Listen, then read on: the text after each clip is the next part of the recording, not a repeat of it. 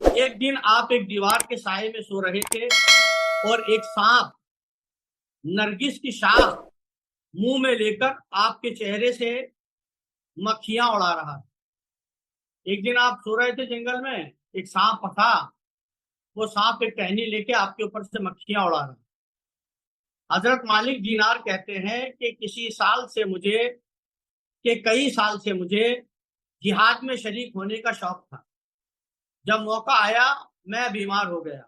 میں نے اپنے آپ سے کہا کہ اگر جہاد کی حق تعالیٰ کے نزدیک قدر و منزلت ہوئی تو تو بیمار نہ ہوتا، اگر جہاد صغرا کی اللہ کی نظر میں قدر و منزلت ہوتی تو بیمار نہ ہو۔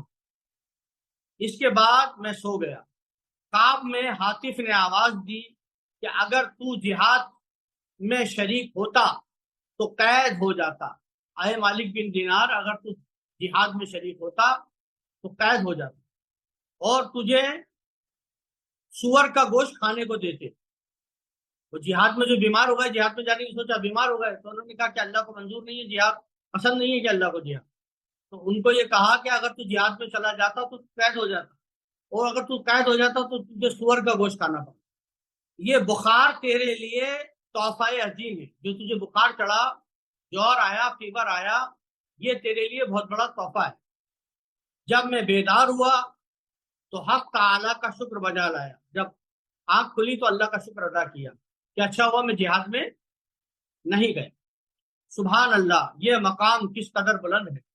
اللہ جسے چاہتا ہے عطا کرتا ہے۔ حضرت صلی اللہ علیہ وسلم اکثر دعا کیا کرتے تھے کہ الہی میری حفاظت اس طرح فرما جس طرح ایک ماں اپنے چھوٹے بچے کی حفاظت کرتی ہے۔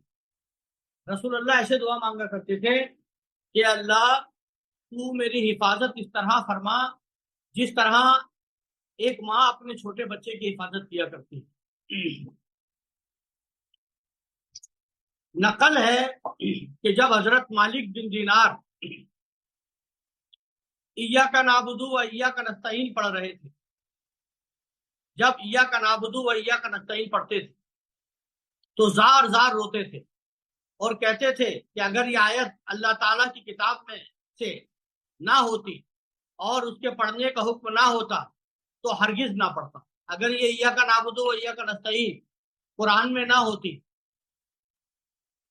اور اللہ تعالیٰ نے اس کے پڑھنے کا حکم نہ لیا ہوتا تو میں یہ ایاک نعبد و ایاک نستعین کبھی بھی نہیں پڑھتا، کیونکہ اس آیت میں یہ کہتا ہوں کہ تیری بندگی کرتا ہوں لیکن اپنے نفس کی بندگی کرتا ہوں۔ حالانکہ اس آیت میں یہ کہہ رہا ہوں کہ میں تیری بندگی کرتا ہوں، لیکن حقیقت میں اپنے نفس کی بندگی کر رہا ہوں۔ اور کہتا ہوں کہ اے خدا تیری مدد مانگتا ہوں لیکن ادھر ادھر جاتا ہوں۔ اور اس آیت میں کہتا ہوں کہ اللہ تیری مدد مانگتا ہوں اور ادھر ادھر جا کے میں ادھر ادھر جاتا ہوں، اور کسی سے شکایت کرتا ہوں، کسی کا شکریہ ادا کرتا ہوں۔ کسی کی تو میں شکایت کرتا ہوں اور کسی کا شکریہ ادا کرتا ہوں۔ آپ نے یہ بھی فرمایا کہ اگر کوئی شخص مسجد میں آواز دے کہ جو شخص سب سے برا ہو باہر آ جائے، اگر کوئی شخص مسجد میں یہ آواز دے کہ جو شخص سب سے زیادہ بد ہو، برا ہو، وہ باہر آ جائے، تو میرے سوا کوئی شخص اپنے آپ کو باہر نہیں پھینکے گا۔ یعنی دنیا کا سب سے برا انسان میں ہوں، اگر کوئی مسجد میں یہ آواز دے کہ جو سب سے برا شخص ہو وہ باہر آ جائے تو میں باہر نکلوں گا، میرے علاوہ کوئی باہر نہیں نکلے گا، کیونکہ سب سے برا شخص میں ہوں۔ حضرت عبداللہ مبارک نے یہ بات سنی تو کہنے لگے کہ ایک دینار کی بزرگی اسی میں ہے۔ یہ بھی آپ یعنی مالک بن دینار کی بزرگی اسی میں ہے کہ وہ اپنے آپ کو سب سے برا سمجھے۔ یہ بھی آپ نے فرمایا کہ اللہ تعالیٰ نے امت محمد صلی اللہ علیہ وسلم کو دو ایسی نعمتیں عطا فرمائی ہیں کہ نہ کسی فرشتے اور نہ دوسرے انسان کو عطا فرمائی۔ دو ایسی چیزیں اللہ تعالیٰ نے رسول اللہ کی امت کو عطا فرمائی۔ ایک یہ ہے فَاذْكُرُونِی أَذْكُرْكُمْ، سبحان اللہ سبحان اللہ سبحان اللہ سبحان۔ ایک یہ کہ فذکرونی اذکرکم، بس تم میرا ذکر کرو میں تمہارا ذکر کروں گا۔ سبحان اللہ۔ یعنی اللہ فرماتا ہے کہ جب تم مجھے یاد کرتے ہو تو میں بھی تمہیں یاد کرتا ہوں۔ سبحان اللہ۔ دوسری نعمت ہے ادعونی فاستجب لکم، دوسری نعمت ہے ادعونی فاستجب لکم، جب مجھ سے دعا کرتے ہو تو میں قبول کرتا ہوں، جب تم مجھ سے دعا کرتے ہو تو میں قبول کرتا ہوں۔ نقل ہے کہ آخری عمر میں کسی نے آپ سے وصیت طلب کی، آپ سے وصیت طلب کی، آپ نے فرمایا کہ ہر ایک وقت کارساز کی کارسازی پر راضی رہو تاکہ تیری رہائی ہو۔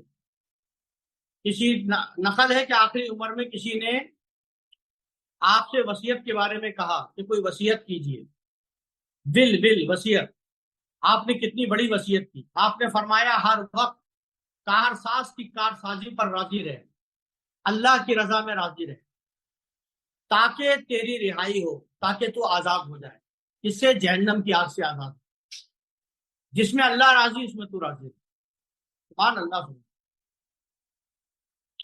آپ کی وفات کے بعد ایک بزرگ نے آپ کو خواب میں دیکھا، پوچھا کہ خدا بندہ تعالیٰ نے آپ کے ساتھ کیا معاملہ کیا؟ فرمایا کہ اپنے تمام گناہوں کے باوجود میں اللہ تعالیٰ کے دیدار سے مشرف ہوا، میں اتنا بڑا گناہ گار تھا، اپنے تمام گناہوں کے باوجود میں نے اللہ تعالیٰ کا دیدار کیا، اللہ تعالیٰ نے مجھے اپنا دیدار عطا کیا، اور حسن ظن کی وجہ سے جو میں اللہ سے رکھتا تھا اس نے میرے سب گناہ بخش دیے۔ جو اتنا خوبصورت عقیدہ میں اللہ سے رکھتا تھا اس خوبصورت عقیدے کی وجہ سے اللہ نے مجھے بخش دیا۔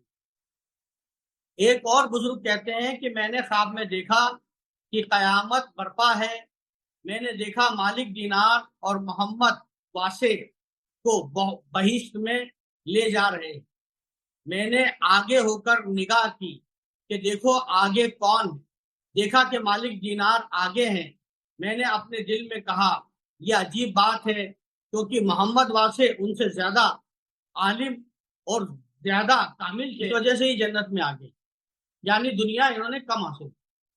حضرت مالک دینار کی وفات ابو عبداللہ محمد بن عبداللہ کے عہد خلافت میں 97 ہجری میں ہوئی، اور دوسری روایت کے مطابق 130 ہجری میں ہوئی۔